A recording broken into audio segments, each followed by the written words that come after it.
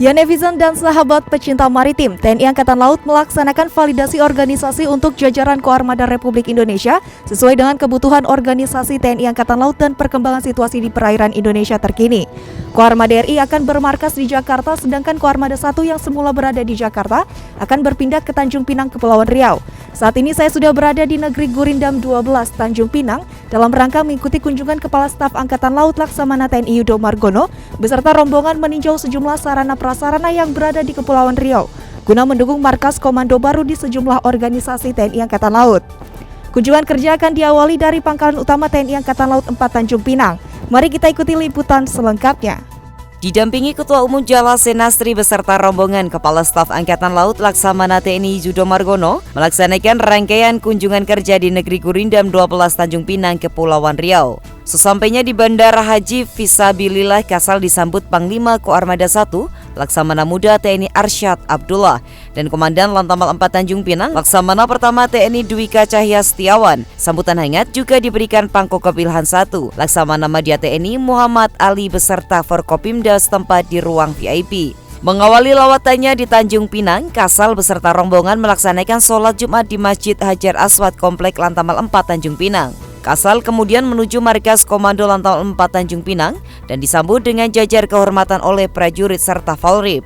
Nuansa kebudayaan Melayu khas Kepulauan Riau seperti tari zapin, seni bela diri pencak silat, tepung tawar dan pengalungan bunga simbol ucapan selamat datang kepada tamu agung disuguhkan di hadapan hadirin. Yang unik dari penyambutan ini adalah pertunjukan tari zapin Gending Jalaswe Fajayamahe oleh prajurit Lantamal 4 Tanjung Pinang. Lantamal 4 sendiri usai menggelar perhelatan festival zapin penyengat yang sukses mempopulerkan tari zapin Gending Jalaswe Fajayamahe di tengah masyarakat Kepulauan Riau. Usai disambut dengan meriah, Kasal kemudian menuju Aula Yosudarso Lantamal 4 untuk menerima paparan Komandan dan Aslok dan Lantamal 4 mengenai sarana prasarana yang ada di wilayah Lantamal 4 Tanjung Pinang. Kasal juga akan meninjau kesiapan sejumlah sarana prasarana yang ada di Lantamal 4 Tanjung Pinang dalam rangka perpindahan markas komando sejumlah organisasi sehubungan dengan validasi organisasi Koarmada Republik Indonesia.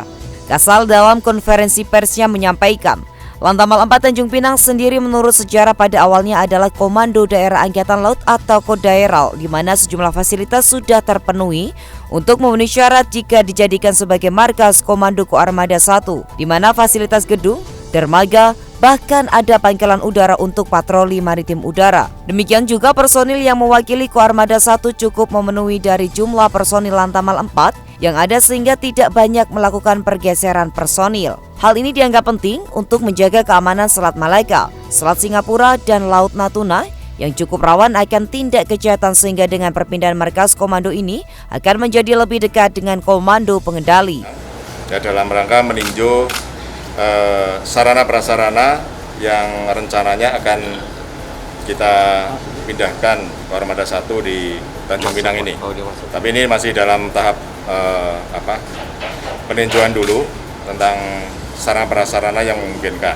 Ini masih ada 3 alternatif, diantara di Batam, Tanjung Uban, atau Tanjung Pinang.